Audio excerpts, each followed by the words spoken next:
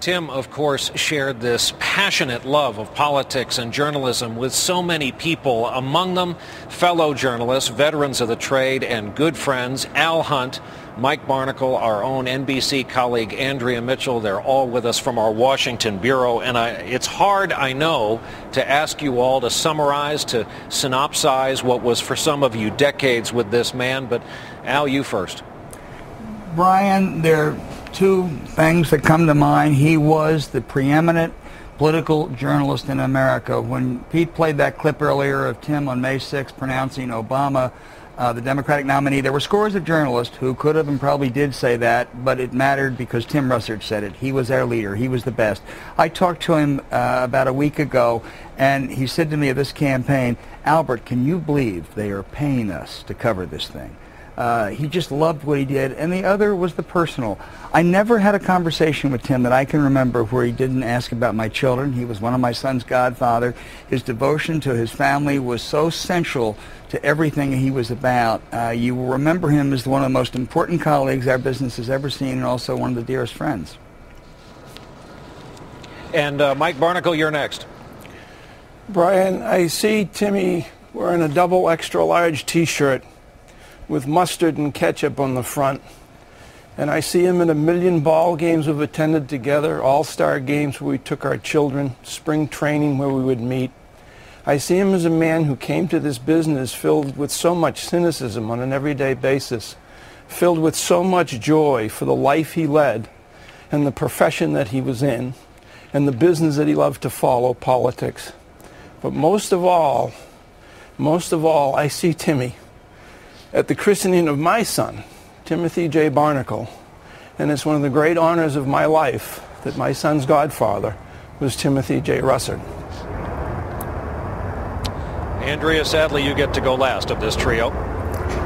Well, Tim was our teacher and our mentor, my mentor. He had the passion for politics. He's larger than life. The enthusiasm, the joy that he brought to everything that he did. There are real leaders in this world. There are not that many of them. He led this bureau here in Washington, our political team. He had all of us on Meet the Press only last Sunday. And he was so enthusiastic about bringing us all together, many off the road, to share stories.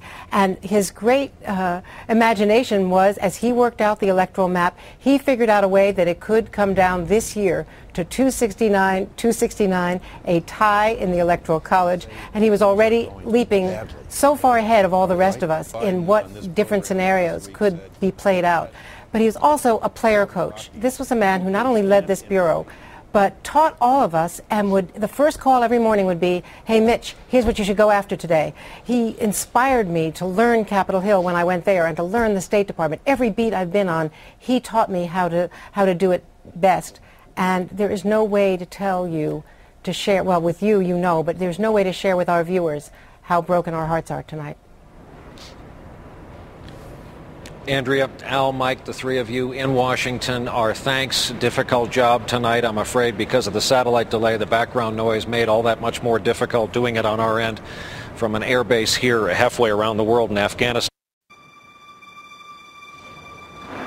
How better to remember Tim Russert than a whiteboard outside our Washington bureau in the northwest corner of Washington, D.C. after word of his death today. Veteran Washington journalists Sally Quinn and Bob Woodward were close friends of Tim. So was our chief White House correspondent David Gregory. They're all with us tonight. Sally, your memories in chief of our chief White House correspondent, our Washington bureau chief, moderator of Meet the Press, Tim Russert.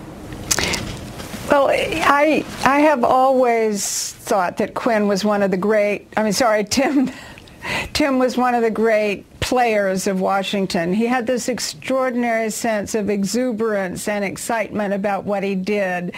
And he was tough but fair. He was, Senator Obama said that you did seeing the loss of Tim, I feel almost like we did when when Jack Kennedy or even Katharine Graham died. That he was such a larger-than-life figure here. But I think that one of the things that most people didn't know about Tim was how devoutly religious he was. And I only learned that recently when I started a website called On Faith for the Post, and I interviewed Tim about his faith. And I'd then look back on Andrea had talking earlier about how he was always there for his friends and always cared about the friends' children. When my son Quinn was born, he had open heart surgery, and in those days I was not particularly religious, but I remember Tim coming to see us at the hospital and just holding my hands and saying, "I'm praying for you." And even though, I mean, it was the kind of thing that people in Washington, particularly in those days, didn't say, but I just remember it giving me just an enormous strength to know that Tim was there praying for me. And then when Quinn ended up going to a special school for learning disabled children in Buffalo, New York, which is where Tim is from, he came up to the school, he made a speech, he started a scholarship to which he donated every year. His love of his life, aside from Maureen, was his son Luke, who he named after St. Luke, to whom much is given, much is expected. And he always, when he'd come up to you at a party or see you at a dinner or on television, he would say, "How are you? How is Quinn?"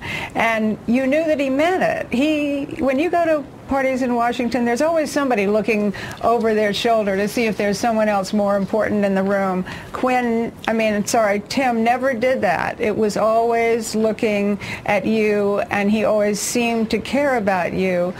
One of the questions that I asked him on the show was if he had a sense of the divine, what would it be? And he said, a sense of being a complete human being, living, caring, understanding, mindful and respectful and appreciative of others for all their strengths and all their faults, including mine. Bob Woodward, your turn. Thank you. Obviously one of the great reporters of all time. He was working every moment, and if he heard something or wanted to check something, he would call. At the same time, he understood the value of life. 3 years ago, when Mark Felt, the FBI deputy, came out and said he had been our Watergate-sourced Deep Throat, Carl Bernstein, my colleague, and I at the Post were on Meet the Press, and Tim flashed a picture of Mark Felt, who was 91 at this time, standing in his doorway in his pajamas and a walker. And we started talking about whether we would be in our pajamas with a walker at age 91 and the value that would have.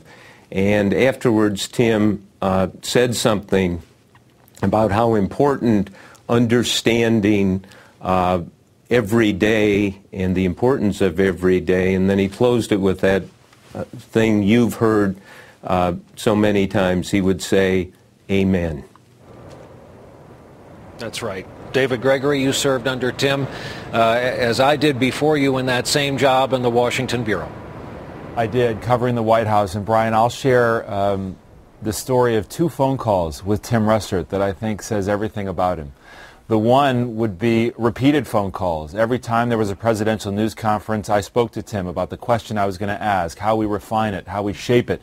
His idea, my idea, how to make it better. Only the boss could help me make it better. The second was the day that my first child was born, my son.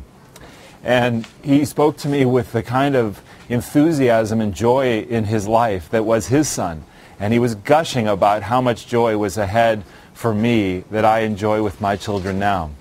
And that was just so central to his life. He could talk about politics, he could talk about foreign affairs, but when you talk about Luke or you talk about your own children, he gushed, and it was from the heart.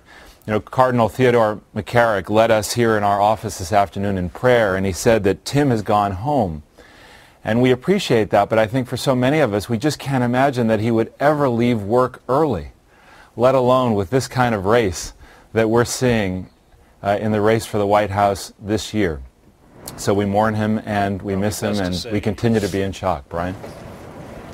Probably best to say amen to all of that. David, Sally, Bob, tough night for all of us, obviously. Thank you for helping out.